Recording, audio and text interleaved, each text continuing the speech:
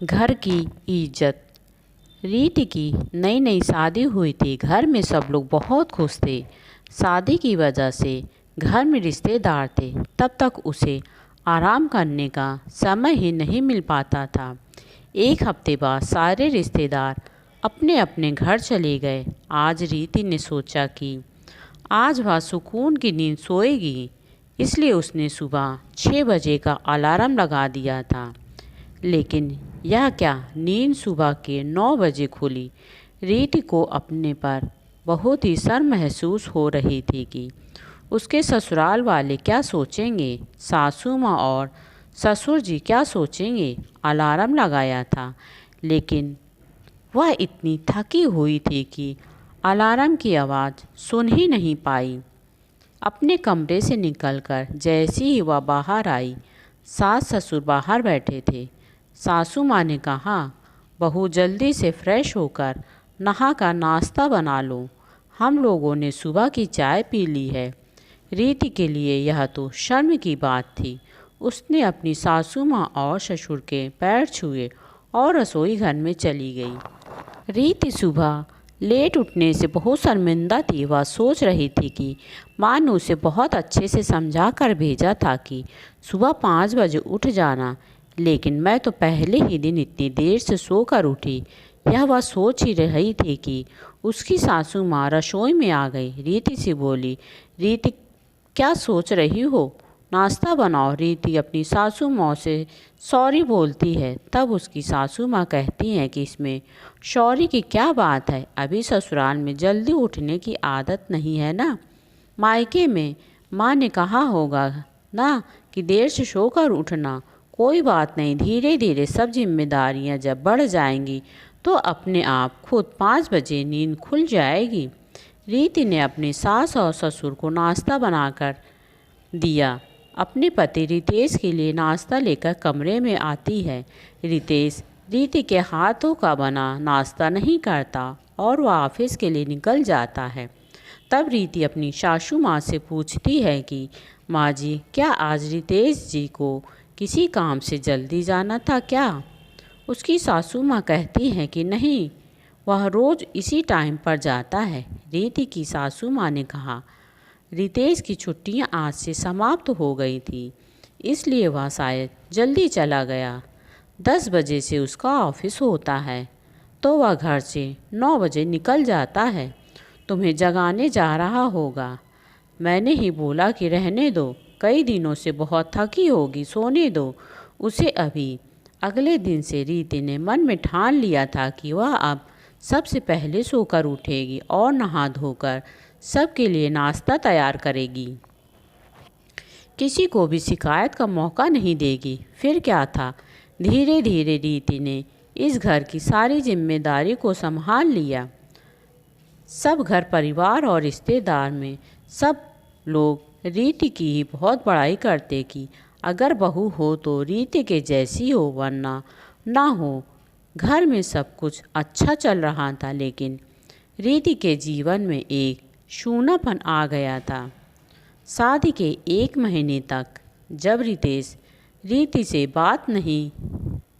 बातचीत नहीं की तो वह सोच रही थी कि रितेश उससे बात क्यों नहीं करता। रीति चाय नाश्ता खाना पीना देती तो वह चुपचाप खा पी कर सो जाता। रीति से बात ही नहीं करता। रीति अपने मन में सोच रही थी कि क्या रितेश किसी और को चाहता है क्या? शायद उसकी शादी घर वालों ने ज़बरदस्ती कर दी हो। एक दिन रीति से रहा नहीं गया। उसने रितेश से पूछा, रितेश, आप मुझसे बात क्यों नहीं करते? तब रितेश ने कहा, रीति, तुम मेरे पीछे ज़बरदस्ती मत पड़ो। अब धीरे धीरे 2 महीने बीतने वाला था, लेकिन रितेश और रीति के बीच सिर्फ नाम के ही पति पत्नी थे। सिर्फ नाम का रिश्ता था। दरवाजे के बाहर दोनों पति पत्नी हैं। रीति एक बहुत ही अच्छी बहू थी। दरवाजे के अंदर दोनों अनजान की तरह रहते। ऐसे लगता दोनों एक दूसरे को जानते भी ना हों। रितेश तो रीति के साथ बेड पर भी सोता ही नहीं था। वह सोफे के ऊपर सो जाता और रीति बेड के ऊपर सोती। एक दिन उसने रीति से कहा, रीति, 2 महीने हो गए हैं, तुम सोच रही होगी ना आखिर मैं तुमसे बात क्यों नहीं करता। तब रितेश बताता है कि मेरी शादी अपनी माँ और पिता के लिए किया था और तुम भी मुझसे ज़बरदस्ती मेरे गले पड़ने की कोशिश मत करना। मैं जिस लड़की से प्यार करता था उसी से शादी भी करना चाहता था, लेकिन मेरी माँ और पिता ने वह लड़की को पसंद ही नहीं किया। माँ को तो वो इतना कहते हैं। रितेश चुप हो जाता है। रीति पूछती है कि सासू माँ को कैसी बहू चाहिए। तब रितेश बताता है कि उनको नौकरी करने वाली बहू नहीं चाहिए थी, उनको बस एक सीधी सादी घर में रहने वाली बहू चाहिए थी। रीति ने रितेश को बहुत समझाने की कोशिश की।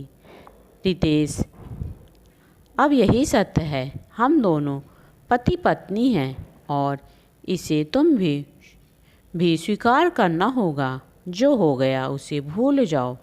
आखिर कब तक हम ऐसे अनजान की तरह एक कमरे में बंद रहेंगे। कभी न कभी तो सबको पता चल ही जाएगा कि हमारे बीच कोई रिश्ता नहीं है। रीति के बातों का रितेश पर कोई असर नहीं होता और समय के साथ साथ रीति को भी यह एहसास हो गया था कि उसका दाम्पत्य जीवन कभी भी अब समान नहीं हो सकता। अब धीरे धीरे रीति हमेशा टेंशन में रहने लगी। घर का आलम यह रहने लगा कि इसका प्रभाव उसके घरेलू कामकाज पर भी पड़ने लगा। कई बार तो वह अपने कामों पर ध्यान ही नहीं दे पाती। कभी रोटियां जला देती तो कभी सब्जी में नमक ज़्यादा डाल देती। रीति की सास को तो भी यह एहसास हो गया था कि रीति ज़रूर कोई न कोई बात से परेशान है, नहीं तो पहले कितनी खुश रहती थी, सबसे हंसकर बात करती थी और खाना भी अच्छा बना देती थी। अब किसी से फ़ोन पर ज़्यादा बात नहीं करती, मुझसे भी बहुत ही कम बात करती है। दिन भर बस अपने कमरे में पड़ी रहती है। कोई तो बात ज़रूर है जो अंदर ही अंदर इसको खाए जा रही है।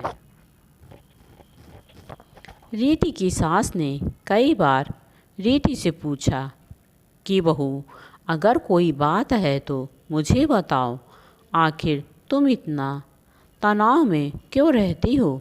रीति मुस्कुराकर जवाब देती थी कि नहीं माँ जी, कोई बात नहीं है, बस ऐसे ही। अगर कोई बात होती तो आपसे नहीं कहूँगी तो फिर किससे कहूँगी। रीति सोचने लगी कि आखिर कब तक ऐसे चलेगा। कोई न कोई तो फैसला लेना पड़ेगा। मुझे पता करना पड़ेगा आखिर वह लड़की कौन है जिसके लिए मेरे पति मुझे इग्नोर कर रहे हैं। आखिर रितेश से मेरी शादी हुई है, मेरे वह पति हैं। मुझे उस लड़के से बात करनी पड़ेगी। मुझे पता करना पड़ेगा कौन है आखिर वह लड़की। अगले दिन रितेश जब अपने ऑफिस चला गया, रीति ने अपनी सासू माँ से पूछा कि माँ, मैं एक बात पूछना चाह रही हूँ। माँ जी, आप सही सही जवाब दीजिएगा, कुछ भी मत छुपाइएगा। रीति की सासू माँ ने कहा, बोलो बहू। माँ जी, बताइए कि रितेश शादी से पहले क्या किसी और लड़की से प्यार करते थे क्या, और क्या उससे ही शादी करना चाहते थे। रीति की सास यह बात सुनकर चुप हो गईं। उन्होंने सोचा कि रीति को यह सब बातें कैसे पता चल गई। मैंने तो किसी से बताया ही नहीं। रीति ने कहा कि मैंने आपसे पहले ही कहा है, जो भी मैं पूछूंगी उसका सही सही जवाब देना, कुछ भी मत छुपाना, क्योंकि अब मैं और बर्दाश्त नहीं कर सकती। रितेश से मेरी शादी हुई है।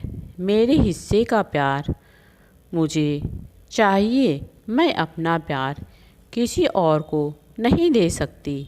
मैं उस लड़के से मिलना चाहती हूँ। सासू माँ ने कहा, हाँ प्यार करता था, लेकिन वह लड़की मुझे पसंद नहीं थी। मैंने उसको खुद एक बार किसी दूसरे लड़के के साथ घूमते हुए देखा था।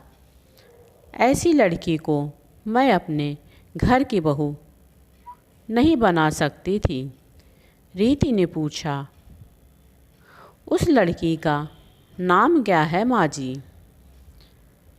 तब उसकी माँ ने बताया कि उसका नाम ऋचा भाटिया है। वह रितेश के साथ ऑफिस में ही जॉब करती है। सासू माँ कहती हैं, रीति वह अच्छी लड़की नहीं है, तुम उससे कभी भी बात मत करना। रीति अपनी सासू माँ से कहती है, सासू माँ मैं अब क्या करूँ? रितेश से मैंने कई बार कहा है कि उस लड़की को भूल जाए, लेकिन वह भूलने को तैयार ही नहीं है। रितेश और मैं एक दूसरे के साथ खुश नहीं हैं और मैं अब यह चाहती हूँ कि मैं रितेश से तलाक ले लूँ। तब उसकी सासू माँ उसको समझाती हैं, रीति बेटा, यह तुम्हारे और मेरे घर की इज्जत की बात है।